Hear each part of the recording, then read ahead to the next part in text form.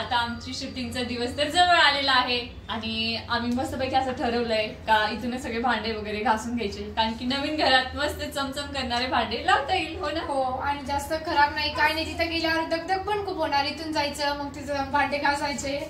त्याच्यामुळे इथूनच निवांत आहे. इथे दिवस पण जास्त होते आमच्याकडे, त्यामुळे आता आम्ही आवरणार आहे. इकडे भांडे काढलेले, हॉलमध्ये पसारा आहे, किचन मध्ये पसारा आहे.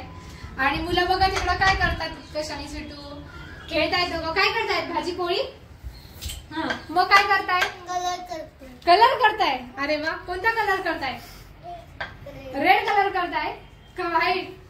त्यानंतर आमच्या घरामध्ये फर्स्ट टाइम असा गोंधळ आहे बघा, खाली सांडलेलं, इकडे पसारा. ते घर आवरायला काढल्यानंतर होतच ना माझं, हो की नाही. ते तर आहेच.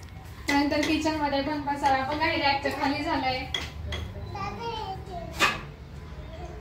खाली सुद्धा पूर्ण पसारा करून ठेवलाय आम्ही.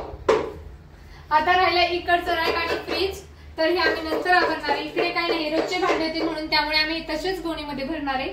पण या रॅक मधले जे डब्बे वगैरे होते ना, ते आता घासायचे आणि त्यानंतर मस्त स्वच्छ करून एका गोणीत भरून ठेवायचे.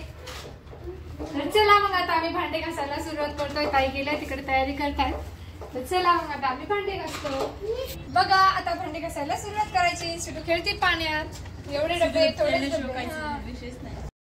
आमचे बऱ्यापैकी भांडे वगैरे घासून झाले आणि उच्च सिटीने बघितलं तुम्ही कशी मदत केली त्यामुळे किती थकले, आमच्या जवळ येऊन बसले. हो बघा ना, आम्ही थकलो त्याचं काय नाही, तेच थकले जास्त. आता बघा भांडे कसे चमचम करतात. तिकडे डब्बे लावले, तिकडे बरण्या वगैरे ठेवल्यात. आता स्वच्छ झालं घर. आता हे वाळू द्यायचे 1-2 तास. छान गरम गरम डब्बे होतील, म्हणजे गरम म्हणजे उन्हामुळे गरम होतील ना डब्बे. तर चला मग आता फरची राहिलेली आहे आणि ताई आता वरण फोडणी टाकतील आणि मी एवढी फरची पुसेल. मग झालं का, टेन्शन नाही, निवांत. कुठे जायचं नवीन कपडे बदलायला, तिकडे बघ ना, जास्त कशी बोल. तर चला मग आता फरशी आणि वरण फोडणी टाकू.